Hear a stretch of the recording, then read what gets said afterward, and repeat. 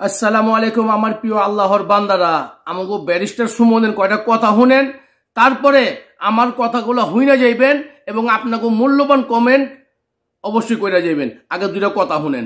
তোমরা যা চাইছিলা তার চেয়ে বেশি তোমরা পাইছো, এবং এখন রাষ্ট্রকে ঠিকঠাক মতো যারা আজকে এত বড় ক্ষতি করছে, বিটিভি জ্বালাই দিছে, এরা মেট্রো রেল জ্বালাই দিছে, মিরপুরবাসী এখন সারা জীবন সারা এক বছর কান্না করলে এই পাপ মোচন হবে না। আর এরা চান্স পাইলে পদ্মা সেতু ভেঙে দিত, শুধু চান্স পায় নাই। এরা আসলে এইবার প্রমাণ হয়েছে, এদের কাছে ক্ষমতা গেলে বঙ্গবন্ধু কন্যার কাছে ক্ষমতা ভুল শুদ্ধ থাকলেও উনার কাছে ক্ষমতা নিরাপদ, আর এদের কাছে ক্ষমতা গেলে কি হবে এইটার নমুনা আপনারা অল্প দিনের মধ্যে, এই 2-3 দিনের মধ্যে দেখছেন। আমার প্রিয় ভাইয়েরা, আমাকে ব্যারিস্টার সুমনের কথা শুনছেন। আমি এই মানুষটার লইয়া অনেক ভিডিও করছি। এই মানুষটা আমার অন্তরের মধ্যে একটা সুপারম্যান ছিল, কিন্তু এই মানুষটা যেই কথাগুলো কইছে ওর জায়গা থেকে আমি ওর ঠিক মনে করছি। বিটিভি জ্বালায় দিছে, মেট্রো রেল জ্বালায় দিছে। 1 বছরের মধ্যে মিরপুরবাসীর সুযোগ সুবিধা পাইব কিনা এটা কোনো গ্যারান্টি নাই। এখন আমার কথা হইল গিয়া, এই ব্যারিস্টার সুমন ভাই, আপনার বিবেকরে প্রশ্ন করেন মিয়া। আপনারে অনেক শ্রদ্ধা করতাম, সম্মান করতাম, এখনো করমু, কিন্তু দুঃখ লাগছে আপনার এই কথাগুলা হই না। কথাগুলা আপনি কি কইছেন? মেট্রো রেল জ্বালায় দিচ্ছেন, মেরামত করলে আশা করি ইনশাল্লাহ 2-1 মাসের মতো হয়ে যাইব। আমরা যে রেমিটেন্স যোদ্ধারা আছি না, 1 মাস বৈধ পথে রেমিটেন্স পাঠায়া এরকম 10টা মেট্রো রেল ঠিক হয়ে যাব ইনশাল্লাহ। বিটিভি এটাও মেরামত করণ যাইব, মেট্রো রেল মেরামত করণ যাইব। কিন্তু এই আন্দোলনের মধ্যে নিরীহ অসহায় মানুষ বিনা অপরাধে যেই সকল মা বাবারা যাদের বুক খালি হয়েছে তাদেরকে ফিরিয়ে দিতে পারবেন? আদৌ কি সম্ভব হবে? আমার প্রশ্ন শুধু আপনার কাছে একটাই, আপনারা আবু সাঈদের ঘটনাটা অবশ্যই চোখে দেখেছেন না? আবু সাঈদের মতন যারা এই বাংলার মাটিতে বিনা অপরাধে শহীদ হয়েছে তাদেরকে নিয়ে তো কথা বললেন না।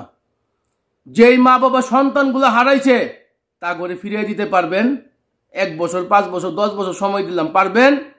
আপনি মেট্রো রেলের চিন্তা করতেছেন, রাষ্ট্রীয় জিনিসের চিন্তা করতেছেন।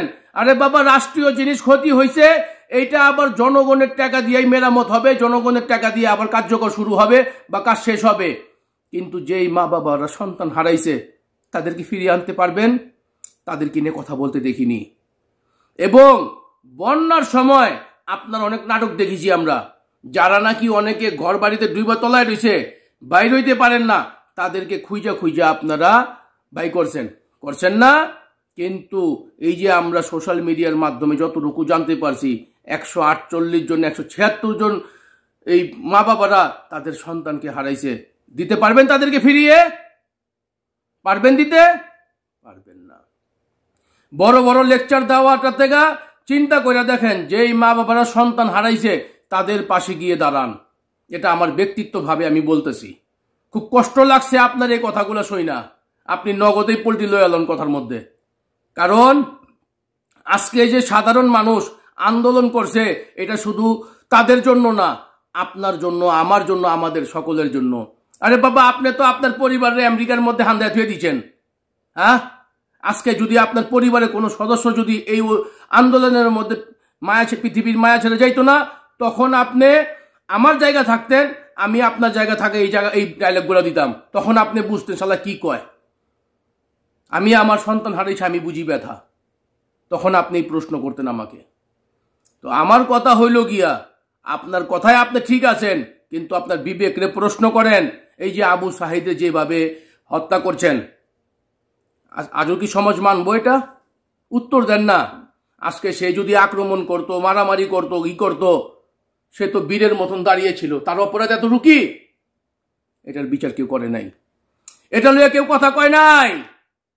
আপনি ঠেলা লইয়া বইছেন ওই যে মেট্রো রেলের, ওই বিটিভির। আরে বাবা, এগুলা মেরামত হইব আর মার বাবা আবার ঠিক হয়ে যাইব, কিন্তু যেই মানুষগুলা পৃথিবী ছাড়ছে একবারে জীবন আনো সম্ভব হইব না।